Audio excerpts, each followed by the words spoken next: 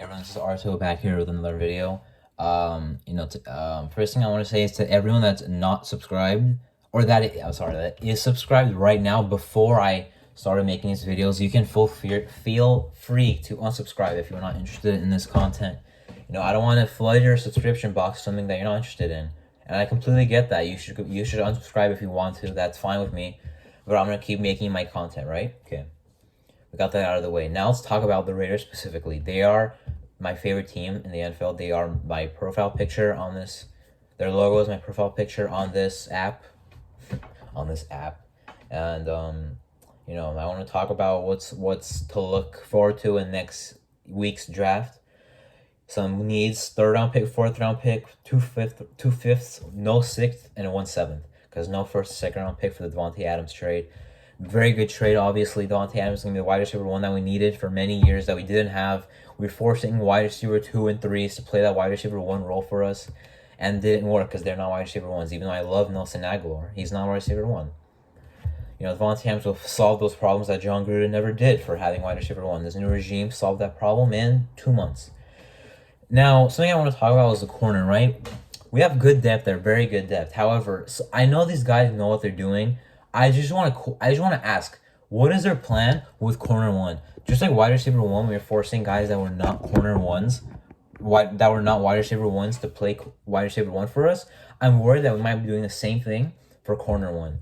I don't think we have this guy that can go out there and play well and shut down the other team's wide receiver 1. And that is my concern. Even though I like Trayvon Mullen a lot, I like Rocky Sin, and I like Anthony Averett.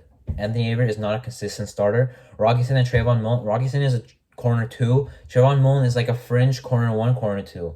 He's had bad games in his career before trying to play corner 1. Even though I really like him. I hope we bring him back next year. All three of those guys have 1 year left on their deal also. So that's just my concern with corner. I hope they actually, ensure that that's not a problem. O-line has been a problem. They brought back Parker, Illuminor. I don't trust any of those guys to start. Neither does anyone else. No one really knows if they brought them back for depth or to actually start, because they haven't been attacking like they brought in Alex Bars, who played left tackle to right tackle, all those spots, but he's not a starter. He's a depth piece at best. So in the third round, maybe we can look for offensive line. Abram Lucas from Washington State. He's a natural right tackle. We can use Leatherwood is going to play, I think, in my opinion, right guard again for us. Andre James will start at center. Denzel Good is our best guard. I don't know why people wanted him cut. He's our best guard. He's going to play left guard again. He's like he did in 2020. Wait. Yeah, he did. In 2020, he played left guard when Incognito went down. Left tackle, obviously, Colton Miller. But, this O-line, it's not like a very good O-line, but it doesn't mean there's many needs. All you need is a right tackle. Because your right guard is a young piece you're trying to develop. Your center got better as the season went along. His first year starting. Your left guarding Noah can play well. He was our best guard in 2020 when he was healthy. And left tackle Colin Miller, but they definitely need to do something there. Even if there's an injury to any position, do we really have depth that can come in? Like John Simpson, we saw him last year as a starter when he was playing left guard. He's like, he's fine as depth, but we saw like consistent starter. Nah, can't do that. That's our O-line stuff. I think that is, and defensive tackle are the biggest needs. Defensive tackle, we don't have anyone that can really come in and make that huge pass rush impact like we did we didn't have that last year either.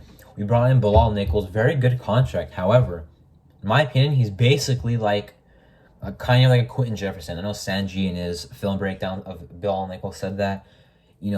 He's younger with more room to develop, but he's not that big game record that we need. Hankins was brought back as the starting nose tackle, but last year, he was not as good at stopping the run as he was in 2020, and our defense was not that good against stopping the run either.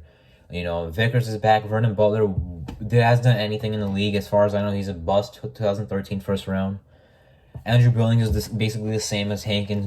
Big nose tackle. Kyle Pecco is like camp body. I'd rather have Solomon Thomas, even though I didn't like Solomon Thomas. I thought he was underwhelming I thought people hyped him up too much. He was underwhelming, but at least I would rather have depth like him than Kyle Petco. I don't know what they're doing at defensive tackle, but we clearly need to do something in the draft about that. But even if we do, like, what are we gonna find? Are we planning on pulling a rabbit out of the hat? Because it has to be. These guys have to be very good at drafting for us to get a good right tackle and a good defensive tackle late.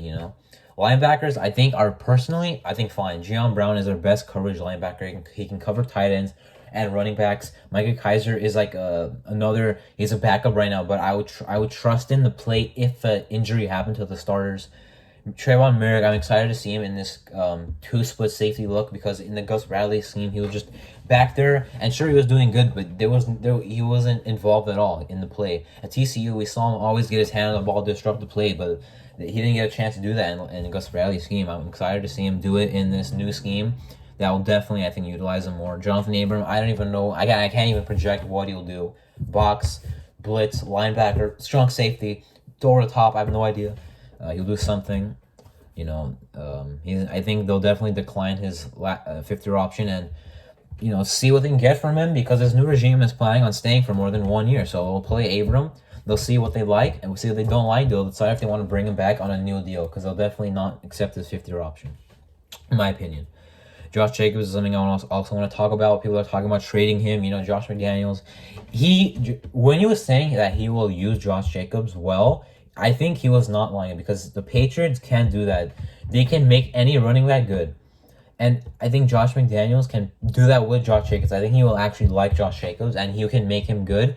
And he likes running backs like Jacobs. He's good in the red zone also. And Josh McDaniels is a good red zone offensive mind, right? However, I don't think he will bring him back on a new deal. I don't think we will bring back Josh Jacobs on a new deal. And because it's not about Josh Jacobs, it's about running backs. The Patriots didn't like bringing back those guys, They didn't like having to pay them. Same thing with Kenyon Drake. He's being paid, $7 million next year. He has a void contract as well. I don't think they'll say we need to bring him back, because he's more of a spellback, to be honest. Darren Waller is not getting traded. If he gets traded, I'll be shocked. If they use Hunter Henry got 9 touchdowns last year, Darren Waller will get 13 minimum. Not 13, but he'll go off. He'll go off. Hopefully he stays healthy. I talk about corner, talk about safety. Outside linebacker, Chandler Jones is a good signing. He'll play outside linebacker when we're in 3-4. Cairo Fackrell is the other 3-4 outside linebacker. He is a pass rush specialist. He did good with Patrick Graham a few years ago, but I think we need another outside linebacker for the 3-4. Unless we want to put Diablo or someone like that out there. But in 4-3, I think we're set. We have our nickel, Nate Hobbs. We're not gonna move in the outside corner.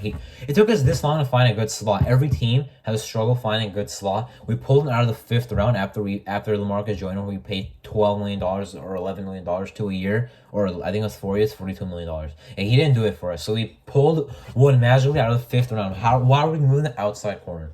Especially when he's not a corner one. He's not the plan at corner one. He's not the plan outside corner. He'll be a slot for years to come.